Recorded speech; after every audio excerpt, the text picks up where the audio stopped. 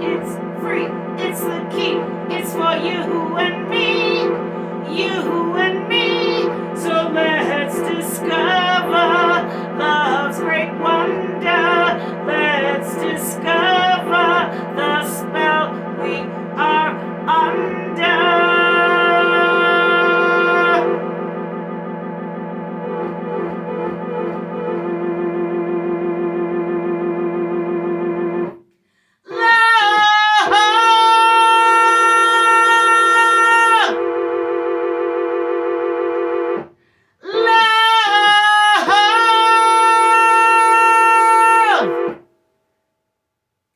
With Mililli.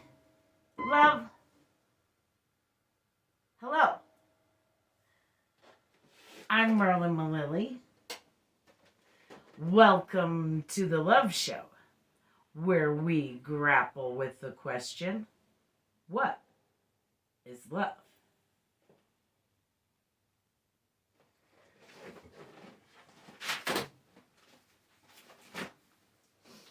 Today we want to know, is love a story?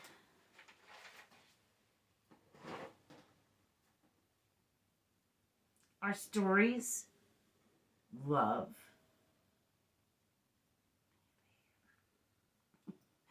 This hair, it's bothering me. It's out of place. Anywho.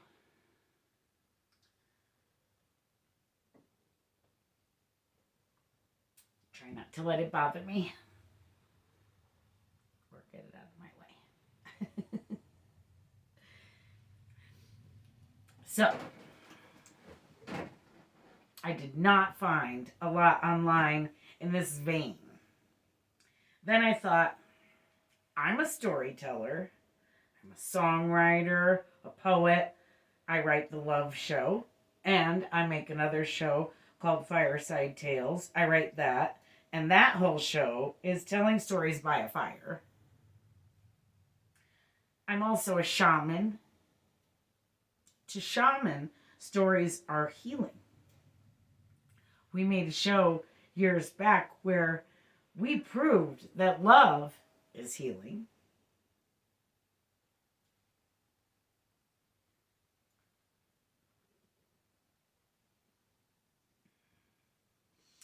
Anywho, I felt that I could write this Love Show without a bunch of quotes from people with PhDs. I'm qualified as a storyteller.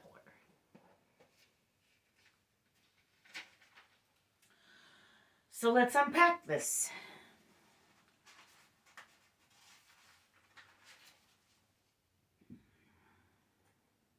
Is love a story? Are stories love? I think it depends. I went to college for fine art. Most people today don't even know what that is. Sometimes I'm not sure I know either. Have you seen the $1 million banana duct taped into a frame? It sold for $6.2 million at auction at Sotheby's in New York. I'm going to tell you some stories about art. Mind in advance, I'm telling you now that no one pays me to make this show. I write it, I produce it, direct it. I am the sound and light technician. My tripod records it. I make this show in my art studio. I'm still a fine artist.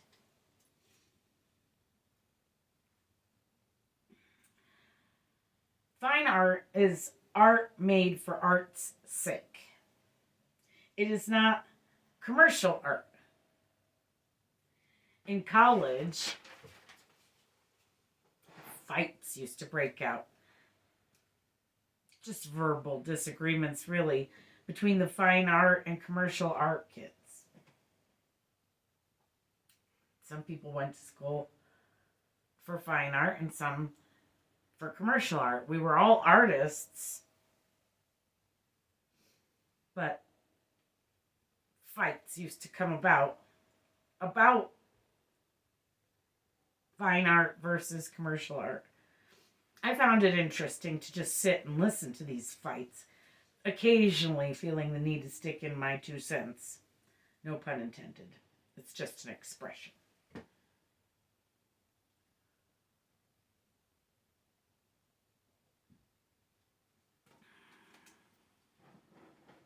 So I've seen fights like this in different small pockets in the world.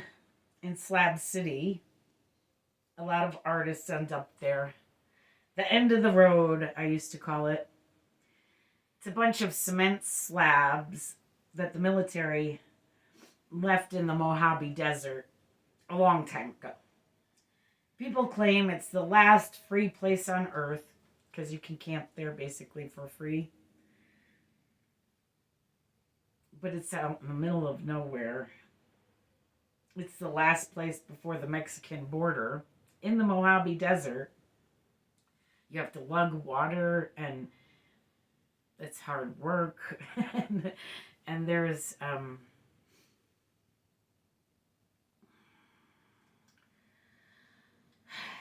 lot of reasons why I'm not sure it's free. But it is the last place, really, in California before you hit the Mexican border. I have also seen these art disagreements at Dead shows, Grateful Dead shows. It's a heated debate. To create for money or create for art? That is the question.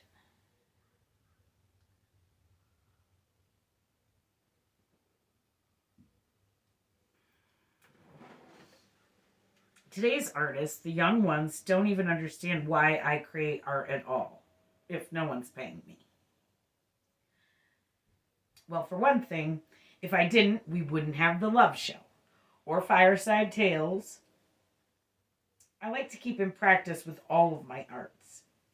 I paint, I draw, I sculpt, I write songs, stories. I wrote a play. I write the Love Show and Fireside Tales. I play piano, obviously guitar, harmonica, drum, and I've recently taken up upright bass. I call my upright bass Grace the Bass. I love her. Is Grace the Bass love? Always more questions here at the Love Show than answers.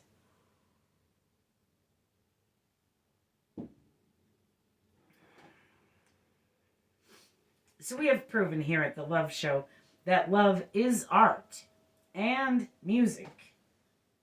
Are stories art? I would think so. My songs are all stories put to music, as are most songs, even the ones without words, often have a story. So I have to conclude, just based on that, yes, stories have to be love, right? Well, that takes us back to my earlier statement, which was, it depends.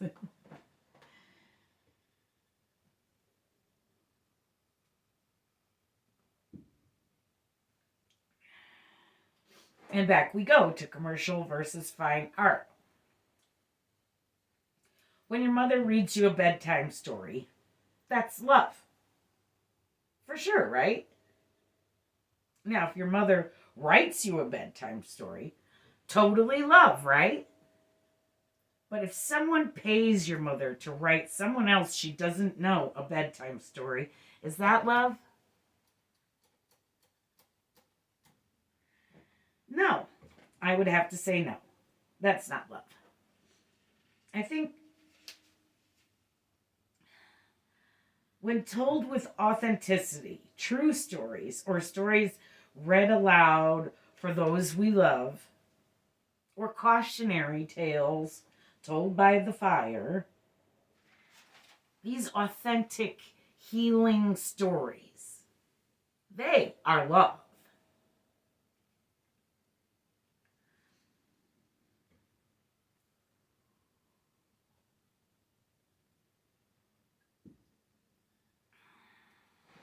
But if you involve money, it taints the story somehow.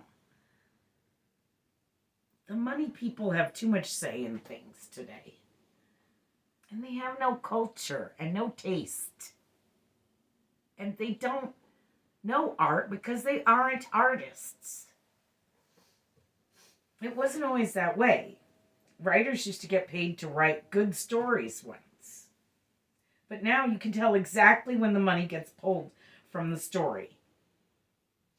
And they had to either wrap it up or some AI thing has clearly finished and ruined any chance of the story being good in any way.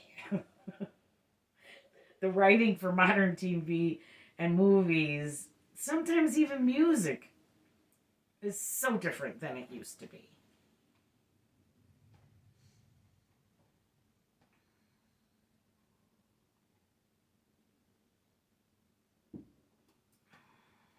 My mentor, my inspiration, my guru, so to speak, Jerry Garcia, said, music should be holy.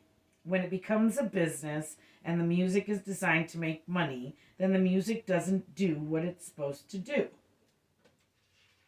I seem to remember him going on to say, that's why today's music sucks, because it's all designed to make money.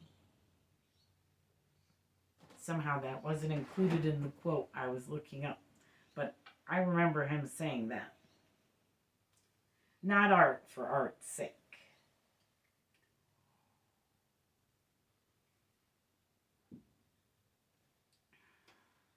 And he's right. Most of today's music really does suck. And because it's designed to make money, not to be music, not to make people dance, not to make people feel better.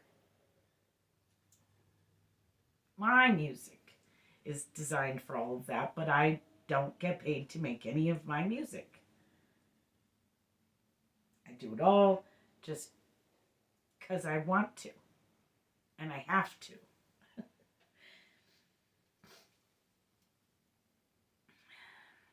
I feel the same about art, visual art. That when it's designed to make money, it taints it. It makes it suck. Which brings us back to the point of the banana. From an artist's point of view, I understand the banana. The artist's point was that humans are shallow and will pay $1 million or 6.2 mil for a banana duct taped to a canvas in a pretty frame.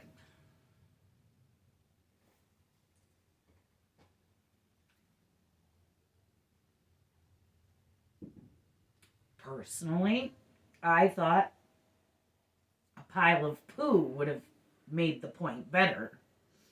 And I haven't ruled out pooping on a canvas and selling it to Sotheby's.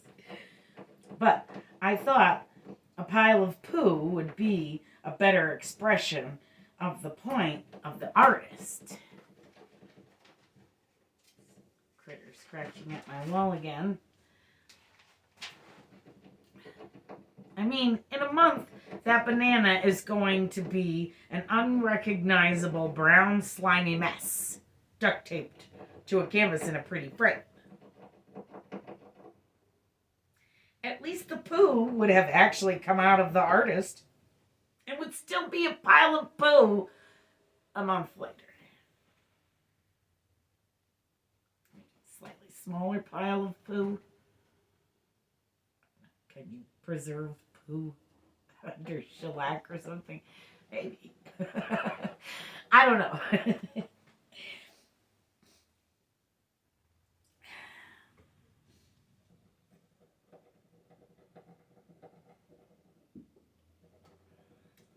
So I swear that if I didn't create, I would explode. I have to get this stuff out of me to clear up room inside for more ideas. I've just told you a story about art to try to teach you and the world that art should be created for art's sake. Music should be created for music's sake.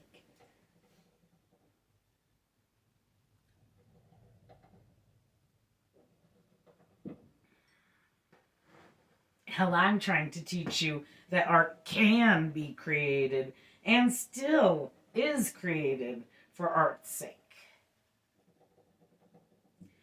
Did you know I have recorded 20 albums in this studio? Not for money, but for music. For music's sake. And to get it out of me. It can't stay in there. Art is meant to be shared. So I share this art, this story with you because I love you. Not because anyone is paying me. This story is love.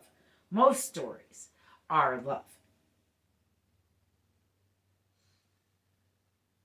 When money or anything else really steps into art in any of its forms to change what the artist's intentions were, it ruins the art. It taints it. It makes it not love.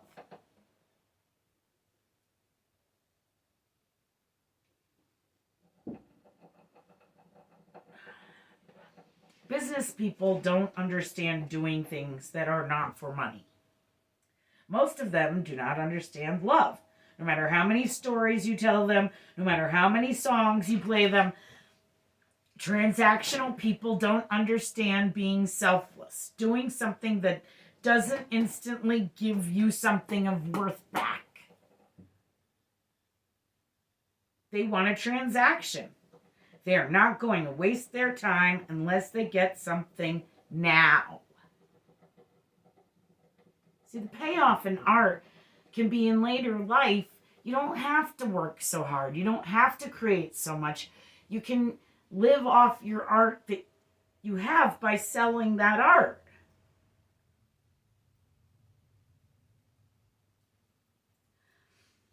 Already completed in its intended form from the artist's heart.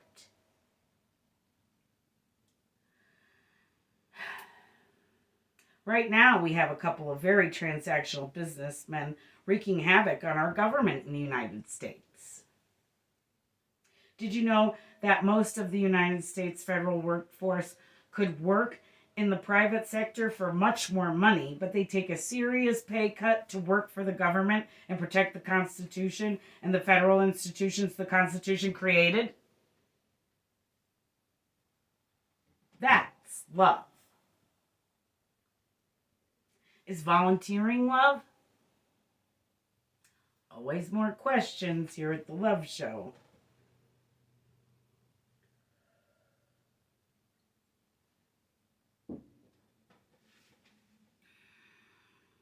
Well, my point is here that people do create to create. People volunteer for charity. People who are selfless and not transactional. People who understand love.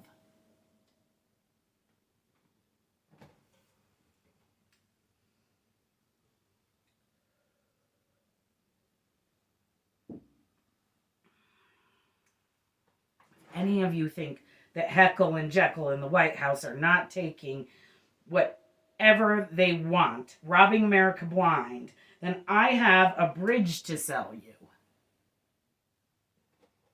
Because they don't do things for free. Because they are transactional. Because they are businessmen. Because they don't understand anything else. It's a nice bridge. Maybe they'll understand my story. Maybe they'll understand that people do things that, like volunteer and go to town halls and protest because they care, because they love, not because they are being paid. No one is paying Americans to protest here. What's going on in the White House is illegal and unconstitutional, and that is why Americans are protesting.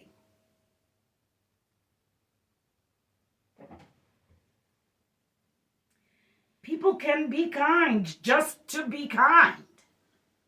Kindness is love. We proved it here. Love for love's sake.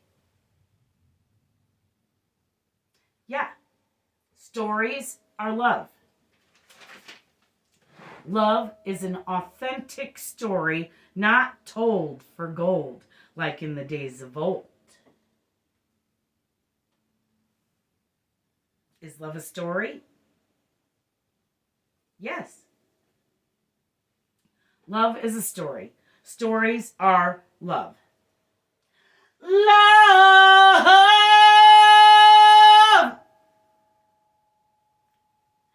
I love you. Thanks for watching. Have a great week.